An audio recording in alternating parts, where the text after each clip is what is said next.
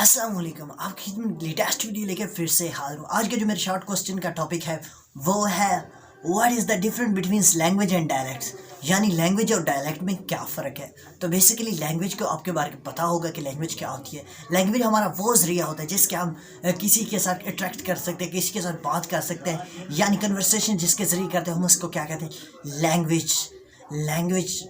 और डायलेक्ट क्या होता है, डायलेक्ट होता है बोली, यानी बोली यहाँ किस को बोली जाती है।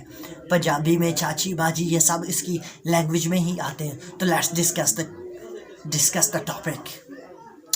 A particular forms of language which is the peculiar to a specific region or social group is called dialect, यानी किसी खास किस्म की लैंग्वेज, किसी खास किस्म का ग्रुप जो एक ही बोली बोलता है उसको हम क्या कहते हैं, डायलेक्ट, यानी बोली। लैंग्वेज क्या होता है, लैंग्वेज बताते हैं आपको। Language is the systems of communications bye means of word, gestures and symbols.